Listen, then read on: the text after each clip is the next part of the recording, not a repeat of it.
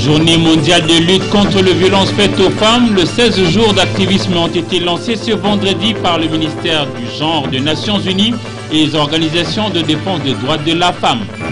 Traîné injustement en prison, Abbé Bagaza, se réclamant disciple du Christ, a pardonné à ses bourreaux après sa libération. Antena, le journal, Patricia Amouli.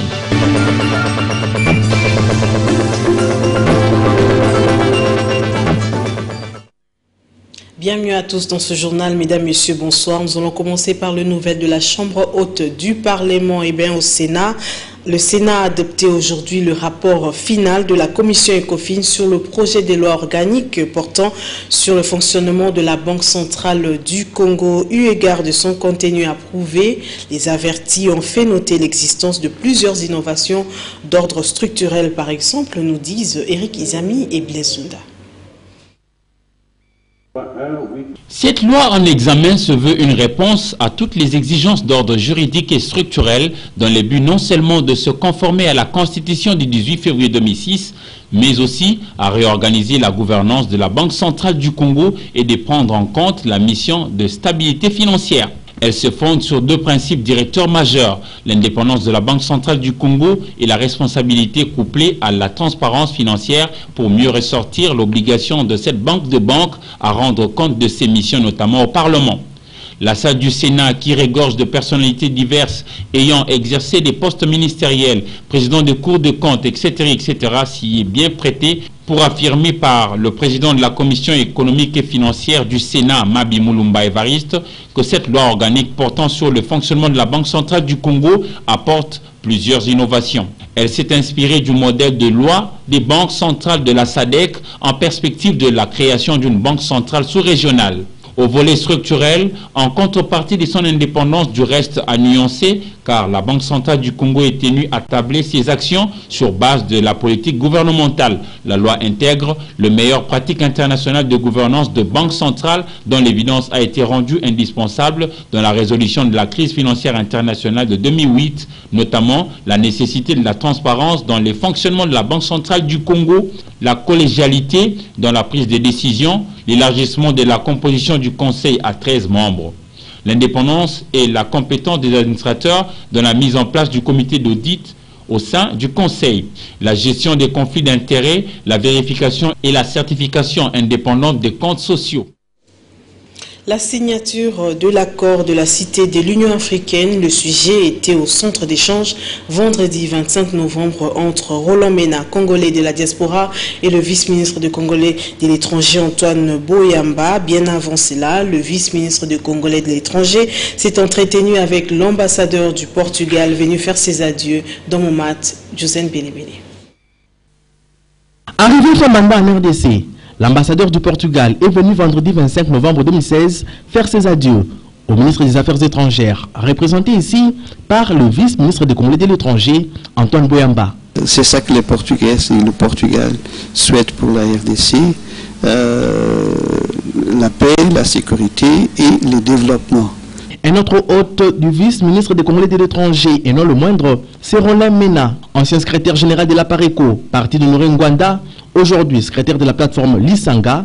Roland Mena est venu s'entretenir avec Antoine Boyamba sur l'accord de la Cité de l'Union africaine, sur lequel il aimerait bien apposer sa signature. Lorsque monsieur le ministre Antoine Boyamba est arrivé en France, nous l'avons reçu. Il nous a expliqué qu'il avait été mandaté officiellement par le chef de l'État, monsieur Joseph Kabila Kabange, le président de la République, pour que les Congolais de la diaspora pensent aussi à leur pays, viennent participer au dialogue. Nous l'avons reçu, bon, il y avait des réticences, mais nous avons accepté de le recevoir. Nous lui avons dit clairement ce que nous pensions de la situation. Nous avons aussi été à son écoute, il nous a dit aussi certaines choses. Et c'est suite à cette rencontre avec le ministre Antoine Boyamba que nous avons décidé de rentrer au pays. Il faut dire que la présence en RDC de cet ancien secrétaire de la Pareco est le fruit du plaidoyer fait il y a plus ou moins un an en Europe par les vice-ministres de Congolais de l'étranger, invitant tout Congolais de la diaspora à rejoindre les camps du dialogue.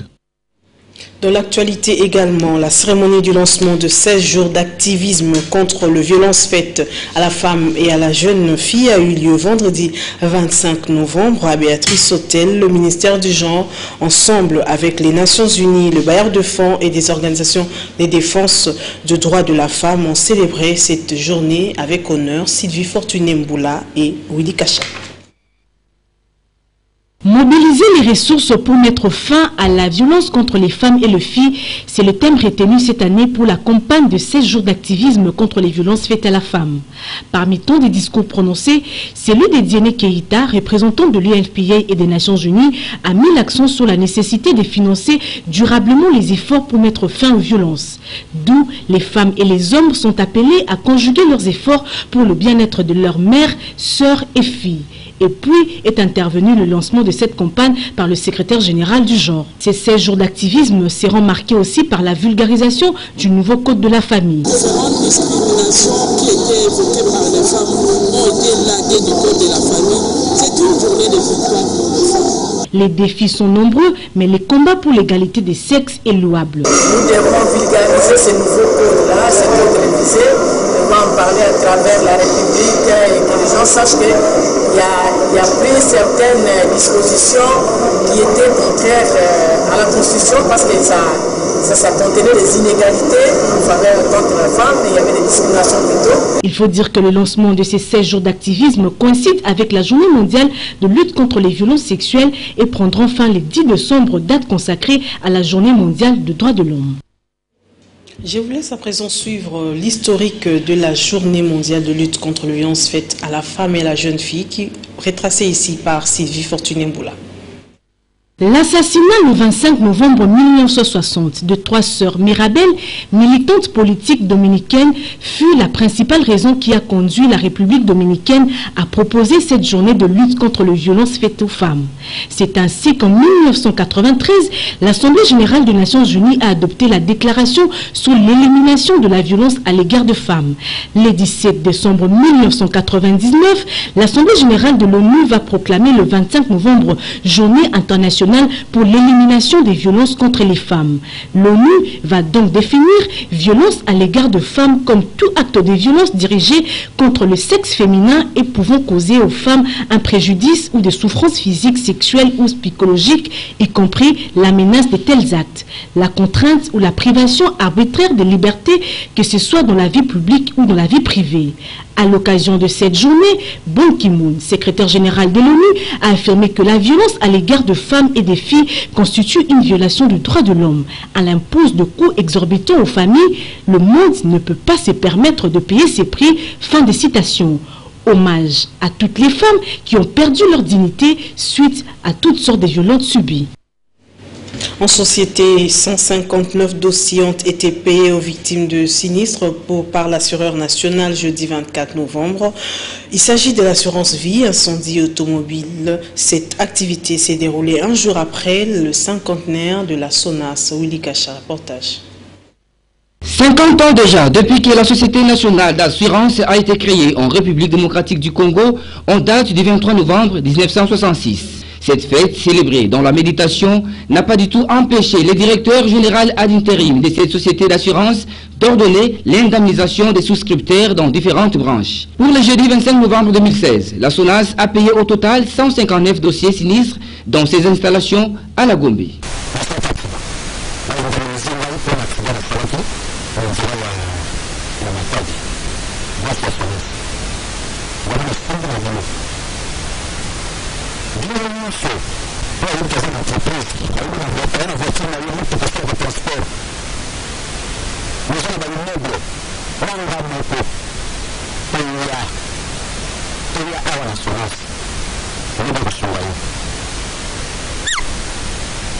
Les 159 dossiers, il faut le préciser, ont concerné les branches d'assurance vie, incendie et automobile. Comme annoncé dans le sommaire, un prélat catholique traîné en prison. Il s'agit de M. l'abbé Bagaza qui a passé 72 heures à Makala, accusé à tort d'avoir traîné longtemps pour rembourser l'argent d'un client souscripteur au projet de maison d'habitation à la cité Cardinal Tchaou, mais qui ensuite a changé d'avis et a exigé de vite récupérer son argent. L'abbé Bagaza relâché s'est inspiré de son maître pour lui pardonner. Eric Izami et Gunsanguilay. Pardonne-leur, car ils ne savent pas ce qu'ils font. C'est par ce nom que M. l'abbé Bagaza a débuté cet entretien avec la presse pour pardonner son accusateur qui l'a fait incarcérer 3 jours durant à la prison centrale de Makala. L'abbé Bagaza a été accusé d'escroquerie par l'un des souscripteurs pour l'achat de maisons à la Cité de la Paix, d'où cette mise au point. Ils sont venus me prendre avec un mandat d'amener, avec au motif je suis inculpé pour escroquerie. Et je suis allé librement. J'ai fait ma déposition et le parquet a trouvé que j'étais plutôt dans le bon sens. L'abbé Bagaza a tenu à rassurer l'opinion publique, particulièrement les souscripteurs, ce qui suit. Le dit projet bénéficie d'une attention particulière du gouvernement de la République. Confère la création d'une commission interministérielle placée sous l'autorité de son Excellence Monsieur le Vice-Premier ministre, ministre de l'Intérieur et Sécurité, en réponse aux desiderata présentés au chef de l'État par notre lettre numéro 03-ASD-BBO-AD-042-2016 relative au blocage des travaux. Il faut retenir que le projet relatif aux travaux de construction de logements sociaux à la Cité de la Paix s'y poursuit et ce projet a été initié par le gouvernement de la République sous la responsabilité bien connue de la hiérarchie ecclésiastique, c'est-à-dire le diocèse de Molegbe et la Sainte Cour.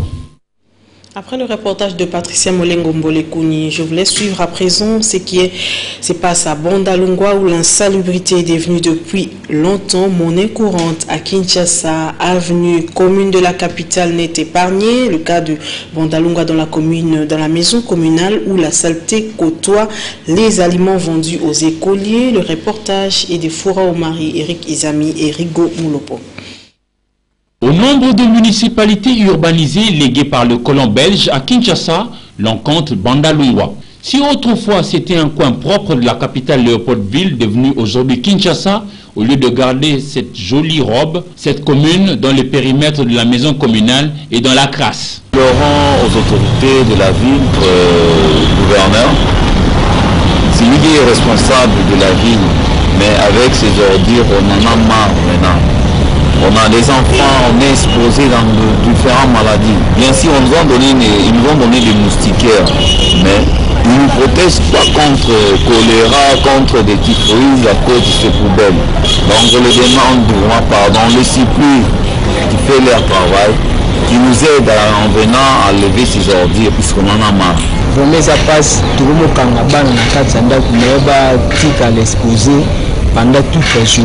C'est déplorable. Nous sommes obligés d'enfermer nos enfants dans nos maisons par crainte de la mauvaise odeur provenant de ces immondices. La saleté apporte de nombreuses maladies. La poubelle de la rue Angongo expose la population riveraine. Nous avons perdu nos clients à cause de cette foule. C'est vrai que l'autorité urbaine doit stimuler ses administrés à la propreté, mais la population elle-même doit aussi s'employer à garder salubre son environnement pour éviter les maladies de mains sales. À présent, je vous laisse suivre la synthèse du débat télévisé pour le second tour de la primaire en France entre François Fillon et Alain Juppé. Regardez. Il faut bien distinguer les choses. François Fillon attaqué frontalement par Alain Juppé sur les relations qu'il entretient avec la Russie. C'est la première fois dans un débat, je pense, dans une élection politique française que le chef d'État russe choisit son candidat. Ça m'a un petit peu surpris. Ça vous a choqué ? Oui, j'ai vu ça hier à la télévision, ça m'a un petit peu surpris. Sa victoire au premier tour de la primaire avait été effectivement saluée par le chef du Kremlin, mais François Fillon se défend de toute connivence avec Vladimir Poutine. Je considère que la politique qui est conduite depuis 4 ans maintenant par François Hollande à l'égard de la Russie est absurde. Ce que je demande simplement, c'est qu'on s'assoie autour d'une table avec les Russes, sans d'ailleurs demander l'accord des Américains, et qu'avec eux, on essaye de retisser un lien. Sur la question syrienne, si les deux rivaux sont plutôt d'accord sur la nécessité d'en finir avec le groupe État islamique, ils ne partagent guère le même avis sur le sort de Bachar al-Assad. Je suis d'accord pour dire que la priorité des priorités, et je termine, c'est évidemment la lutte contre l'État islamique et contre tous les mouvements radicaux. Il faut participer pleinement à la coalition. Mais je dirais très clairement que moi je considère que le retour de Bachar el-Assad au pouvoir ne permettra pas le rétablissement de la paix en Syrie. J'entends régulièrement dire François Fillon est pour Bachar el-Assad. Qu'est-ce que ça veut dire? C'est parce qu'on a dit. Est-ce que la politique qu'on a conduite a permis de mettre un terme à cette violence? Non. Donc il faut le reconnaître et chercher d'autres manières d'agir. Le favori de la primaire a tout de même rappelé qu'un rapprochement avec Moscou et Damas ne remettrait pas en cause la relation privilégiée avec les États-Unis. Place à présent à la revue de presse dans une sélection de commentaires de Sylvain Kapombo Posengele.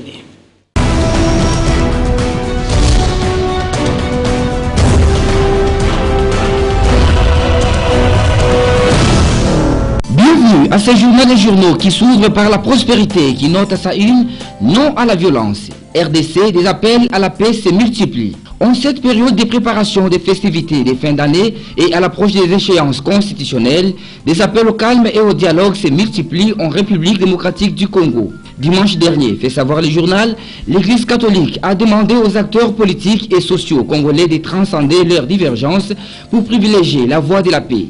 Les États-Unis d'Amérique, l'Union européenne et l'ONU ont lancé des messages dans ce sens. Ces appels produisent-ils des effets escomptés auprès des destinataires, s'interroge le journal. On est en droit de se poser la question dès lors que l'on constate que la joute verbale dans l'arène politique semble loin de s'y plier, conclut le journal. Dans la même logique, eu égard à ce qui se chuchote autour de la date fatidique du 19 décembre 2016, Forum des As renchérit, gare à la violence. Le 19 décembre 2016, voici donc une date qui a toute une valeur symbolique sur le calendrier des Congolais. Normal, dans la mesure où le second et dernier mandat constitutionnel actuel du président Joseph Kabila devrait s'arrêter à cette échéance. Voici qui enlève à cette date du 19 décembre en République démocratique du Congo les caractères d'une indication ordinaire des calendriers. À jour J-24, beaucoup s'est dit. Si pour certains acteurs, l'arrêt de la Cour constitutionnelle rendu le 11 mai dernier avait déjà résolu la précédente date, fait savoir le journal, d'autres pensent à un schéma tout autre, pour le moins peu démocratique. Comme dans une bulle, il se chuchote donc des choses autour de cette date fatidique du 19 décembre que d'aucuns considèrent comme apocalyptique pour l'avenir politique de la RD Congo. C'est dans cette optique que les organisations des forces politiques et sociales, pas très connues par la loi, s'activeraient à projeter des manifestations populaires de grande envergure, aussi bien à Kinshasa que dans les autres grandes villes du pays. Pour quelle finalité, s'interroge le journal, là n'est peut-être pas l'essentiel. Cependant, si en démocratie, manifester est quelque chose de basique, il n'en demeure pas moins que cette forme d'expression n'a de l'intérêt que si elle se conforme à la loi, aux impératifs de cohésion et d'unité nationale.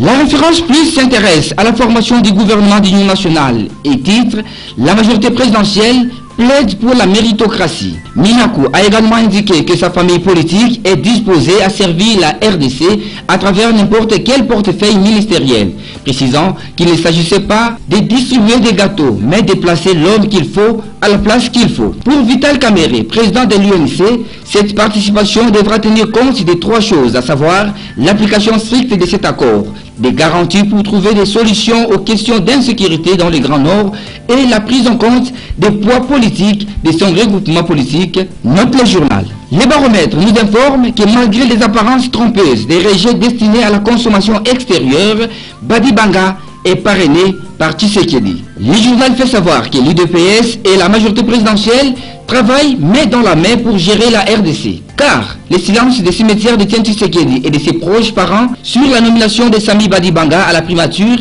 pourrait être un parrainage tacite de cet événement politique d'importance stratégique. La nomination de Sami Badi Bangantita à la haute fonction de Premier ministre, poursuit le journal, a été accueillie par des masses populaires en délire dans les Grands Kasaï. Bouclons la boucle avec l'avenir qui affiche à sa une nouveau gouvernement Badibanga à l'œuvre. Et ça sera tout pour ce soir.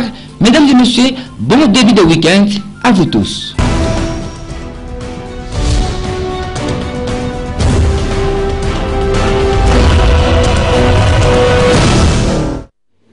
Jouzen Bélébélé, l'opérateur de prise de vue de ce soir, et Willy Kacha, chef d'édition, et toute l'équipe technique vous disent merci de nous avoir prêté votre attention. Restez branchés au programme de votre chaîne. Bon week-end.